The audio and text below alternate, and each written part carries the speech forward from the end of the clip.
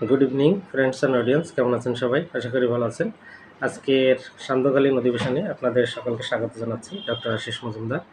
আজকে আমাদের যে লেসনটি আপনাদের মধ্যে শেয়ার করবো সেটা হচ্ছে হোমিওপ্যাথিক মেডিকেল সায়েন্সের উপর একটি লেসন, এবং এটি খুব উপকারী একটি লেসন। যারা মেডিকেল বা নন মেডিকেল পার্সন সবার জন্য এই আজকের যে ক্লাসটি বা ইয়েটি খুব ইম্পর্ট্যান্ট। খুব মনোযোগ দিয়ে শুনবেন। তো আজকে আমি একটা কেস বলবো, একটা বাচ্চার কেস। বাচ্চা ক্লাস 2-তে পড়ে। এরকম সমস্যা প্রায় ফ্যামিলিতে কিন্তু আছে। তো এরকম একটি কেস আমার কাছে গত বছর এসেছিল। খুব মজার কেস, শুনবেন। বাচ্চাকে নিয়ে মা এসেছে। এবার মায়ের অভিযোগ, ডাক্তারবাবু, আমার এই ছেলেটা পড়ালেখায় একেবারেই অমনোযোগী। কি বলছে? পড়ালেখায় একেবারেই অমনোযোগী। জিজ্ঞেস করলাম কি করে? বলছে, আরে বলেন না, পড়তে বসলে এটা করবে সেটা করবে, কলম নিয়ে খেলবে। হুম। তো এরকম যদি হয়, স্কুল থেকে তো কমপ্লেন আসবেই। স্কুল থেকে কমপ্লেন আসে, পড়া ঠিক মতো করে না, কি করে আপনারা খেয়াল করেন না নাকি? তো প্রথম দিকে ছেলেকে বুঝালাম, সংশোধনের চেষ্টা করলাম, সে শোনে না। এরপর এটা নিয়ে একদিন সন্ধ্যাবেলায় পড়তে বসলে তাকে প্রচুর পিটালাম। পিটানোর পর, মারার পরে, এরপর থেকে সে কিছুটা নিজেকে সংশোধন করার চেষ্টা করলো। পড়তে বসে, ঠিক আছে, একটু পরে আবার কিছুক্ষণ পরে কলম নিয়ে খেলে।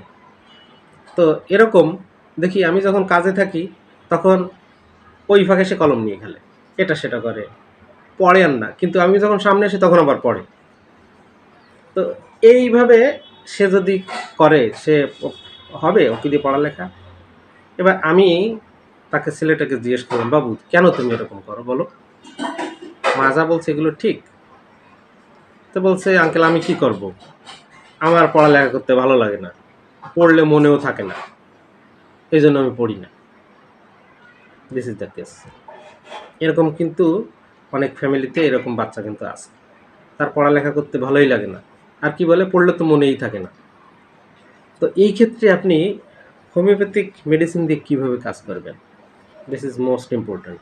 তো দেখুন, হোমিওপ্যাথি কিন্তু আমাদের যে নার্ভ সিস্টেম বা আমাদের মাইন্ড সিস্টেম, এগুলোর উপরে কিন্তু খুব চমৎকারভাবে বা ইফেক্টিভলি এটা কাজ করে থাকে।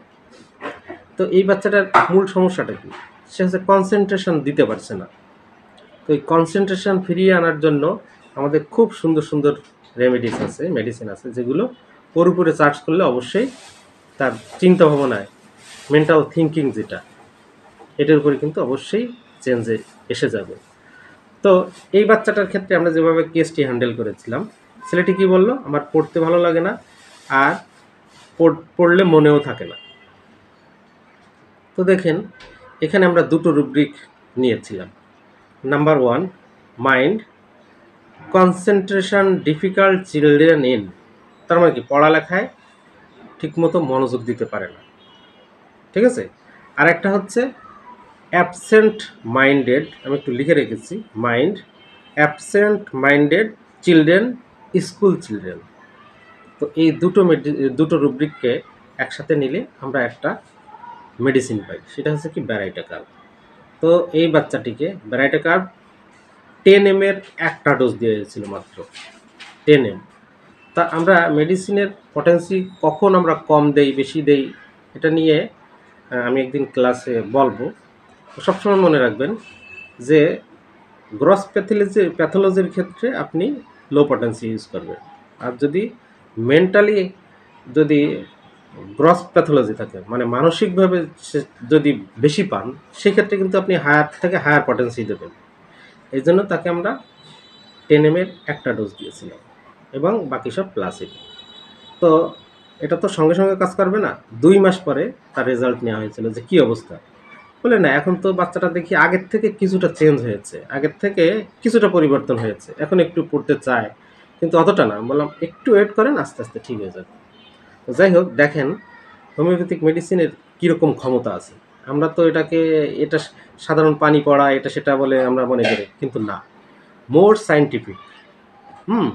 খুব সূক্ষ্মতায় ডায়নামিক নিয়ে, এটা কিন্তু ফোর্স নিয়ে এটি কাজ করে। তো এটিকে কখনো অবহেলা করবেন না। আপনি এটা সম্পর্কে যত জানবেন, আপনার এটার প্রতি তত শ্রদ্ধাবোধ বেড়ে যাবে। হোমিওপ্যাথিক একটা বিজ্ঞানসম্মত এবং খুবই একটা ইফেক্টিভ ট্রিটমেন্ট সিস্টেম বলব। তো সবাই ভালো থাকবেন। আজকে ক্লাস এখানে শেষ করব। পরবর্তী ক্লাসের নিমন্ত্রণ জানিয়ে এখানে শেষ করছি। শুভ সন্ধ্যা।